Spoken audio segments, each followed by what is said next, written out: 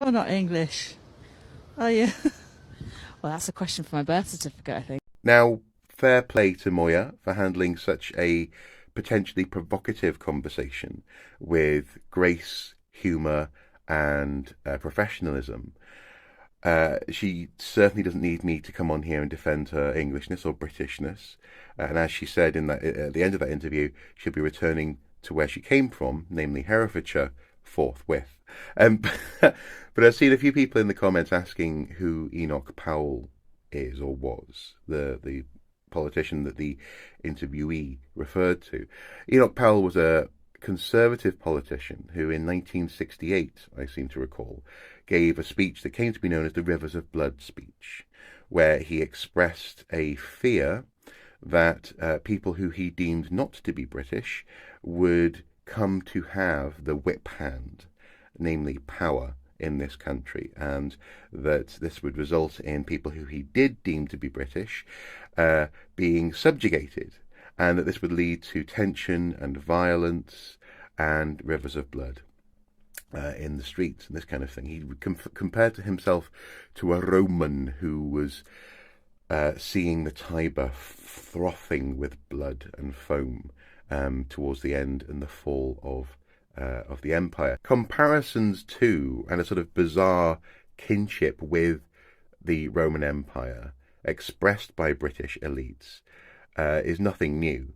The Victorians were convinced that we had inherited a Roman civilizing mandate for the planet, and where we had been necessarily occupied and civilized, so too were the Victorians. However, as bizarre as it is, and strangely ironic, to have this model for empire based on an imperial power that actively subjugated this country, well, what became this country, and for those in power now to feed that model through the education system to the working classes as a sort of psychic background for Britishness and an modern imperial mandate. I am fascinated by the fact that we are living in a post-imperial world, a post-imperial Britain, and certainly a post-imperial England. One of my favourite things in this room, in fact, is this wonderful poster, The Ruins of Empires. It's by the hip-hop artist Akala, just there. He is a social commentator and also historian, and he quite rightly reminds us that this is a crucial context for modern life. This is one of the reasons I have this poster here in my office. It's often on the wall behind me when I'm filming, because that is one of the crucial framing devices for almost all conversations happening in Britain, and certainly in England today. So as distasteful as I found that woman and her opinion, it is nonetheless an inevitable result of people telling themselves that they're special, telling themselves that they have a right to rule most of the planet for the better part of 500 years, mind you, and then being surprised when all of those people actually want to come to the heart of this wonderful thing called the British Empire, settle down, contribute, have family, and create what is now Englishness, Britishness. It's a struggle, and it's one that we see in conversations like that up and down the country every day.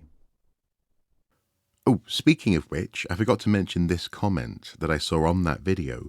Not only does it demonstrate some of the symptoms of post-imperial Britain that I've been discussing, but also it misses a key truth about humanity, and that is that no matter where you're born, you're not inherently from that place. Brits didn't pop out of the ground in Britain.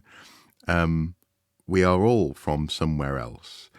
And it's fascinating to me that nationalism, national identity has become so tied up with perceptions of ethnicity, culture, and inherent, seemingly God-given, quote-unquote, rights to a place, that people can think of themselves as being a horse from a stable, as opposed to the fact that the stable doesn't inherently produce horses. We build stables around horses. Horses didn't come with stables. And I hate to say it, Britain didn't inherently come with human beings.